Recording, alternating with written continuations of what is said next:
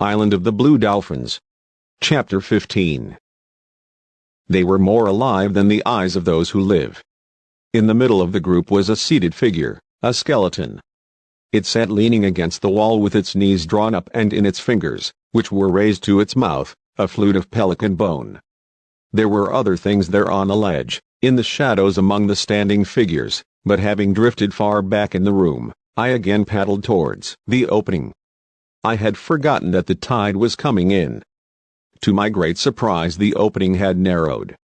It was too small now for me to get through. We would have to stay there in the room until the tide went out, until dawn came. I paddled to the far end of the cave. I did not look back at the glittering eyes of the figures on the ledge. I crouched in the bottom of the canoe and watched the shaft of light grow weak. The opening out to the sea grew smaller and finally disappeared. Night came and a star showed through the crevice overhead. This star passed out of sight and another took its place. The tide lifted the canoe higher in the room, and as the water lapped against the walls it sounded like the soft music of a flute. It played many tunes through the long night and I slept little, watching the stars change. I knew that the skeleton who sat on the ledge playing his flute was one of my ancestors, and the others with the glittering eyes, though only images, were too, but still I was sleepless and afraid. With the first light, another high tide almost setting, we left the cave. I did not look up at those standing quietly on the ledge or at the flute player playing for them, but paddled fast out into the morning sea. Nor did I look back. I suppose this cave once had a name, I said to Rontu, who was as glad to be free as I was, but I have never heard of it or heard it spoken about. We will call it Black Cave and never in all our days go there again. When we came back from our voyage to Tall Rock, I hid the canoe in the cave below the headland. It was hard work, but each time I would lift the canoe from the water and onto the ledge, even though I planned to go out the next morning. 2 summers had come and gone and the Aleut hunters had not. During these days I always looked for them. At dawn, as Rontu and I went down the cliff, I would watch the ocean for their sails. The summer air was clear and I could see many leagues. Wherever we went in the canoe I would never be gone longer than half a day. On the way home, I always paddled close to shore and looked for them. It was the last time that we went to Tall Rock that the Aleuts came. I had hidden the canoe and climbed the cliff with the 10 cormorant skins slung over my back. At the top of the cliff I stood for a while gazing at the sea. There were some small clouds on the water.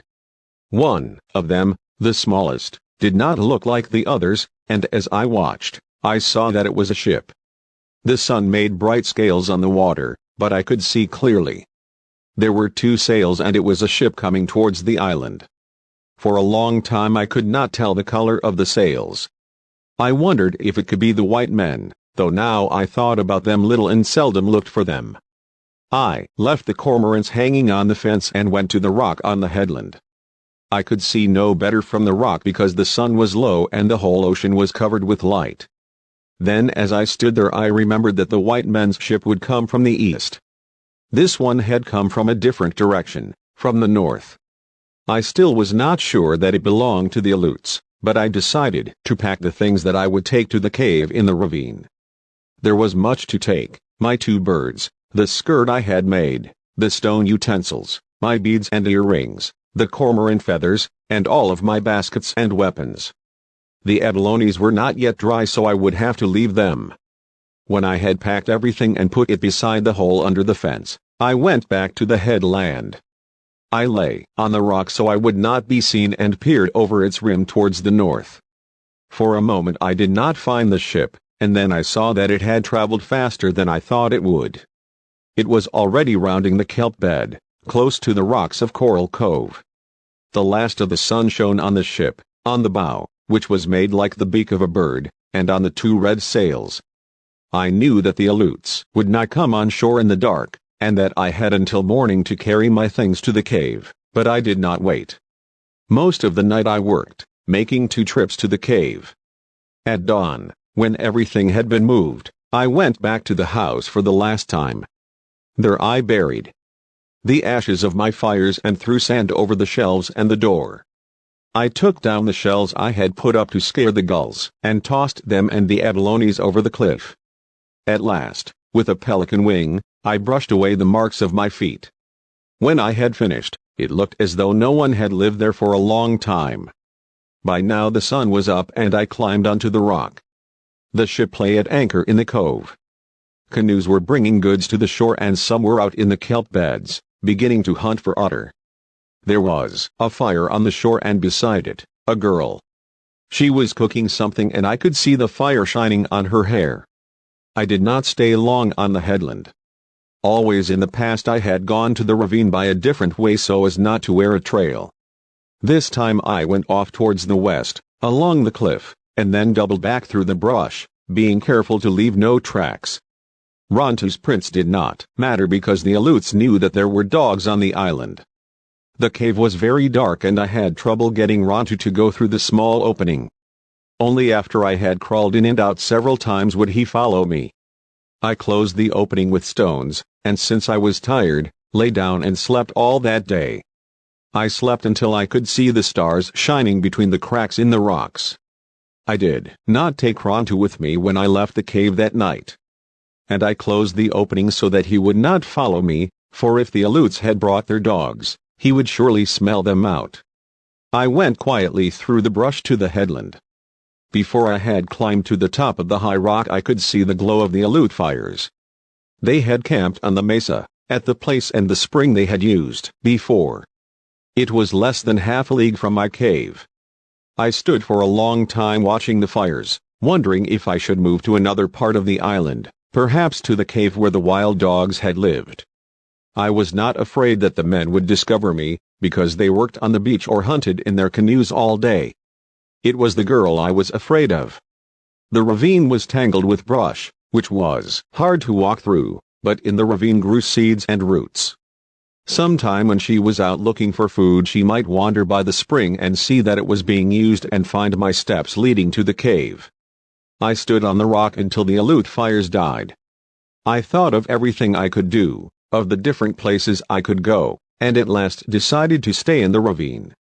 The far end of the island had no springs, and if I moved there I would have no place to hide the canoe which I might need. I went back to the cave and did not leave it until the moon was full. There was little food left. Rontu and I climbed to the headland and when we passed the house I saw that 3 of the whale ribs had been cut from the fence. No one was there or else Rontu would have barked. I waited until the tide was low, which was close to dawn, and filled a basket with seawater and abalones. We were back in the cave before it grew light. The seawater kept the abalones fresh, but when we had to go out again the night was too dark to find our way to the reef. I therefore had to gather roots. I could never gather many before the sun rose, so I went out every morning until the next moon came. Then I went to the reef for abalones. During all this time I saw none of the Aleuts. Nor did the girl come near the cave, though I found her footsteps far down the ravine where she had been to dig roots. The Aleuts had not brought their dogs, which was fortunate, for they would have found Rontu's tracks and followed us to the cave. The days were long for Rontu and me. At first he would pace up and down the cave, and stand at the opening sniffing through the cracks. I did not let him out except when I was with him for fear he would go to the camp and not come back. After a while he got used to this and would lie all day and watch whatever I was doing. It was dark in the cave, even when the sun was high, so I burned the small fish I had stored. By their light I began to make a cormorant skirt, working every day on it. The 10 skins I had taken at Tall Rock were now dry and in condition to sew. All of them were from male cormorants whose feathers are thicker than those of the females and much glossier. The skin of yucca fibers was simple to make. I wanted this one to be better, so I cut the skins carefully and sewed them with great care. I made the bottom first, putting the skins end to end, and using 3 of them. For the rest of the skirt I sewed the others along their sides so that the feathers ran one way on the upper part and a different way along the bottom. It was a beautiful skirt and I finished it on the day after the 2nd moon. I had burned all of the little fish, and since I could catch no more until the Aleuts left, I took the skirt outside to work on it there. I had found footsteps in the ravine twice again after the first time, but no closer to the cave. I had begun to feel safe, for the winter storms would soon be here and the Aleuts would leave. Before another moon they would be gone. I had never seen the skirt in the sunlight. It was black, but underneath were green and gold colors, and all the feathers shimmered as though they were on fire. It was more beautiful than I had thought it would be. I worked fast now that it was almost finished, yet from time to time I would stop to hold it against my waist. "Rontu," I said, feeling giddy with happiness, "if you were not a male dog I would make you one too, as beautiful as this."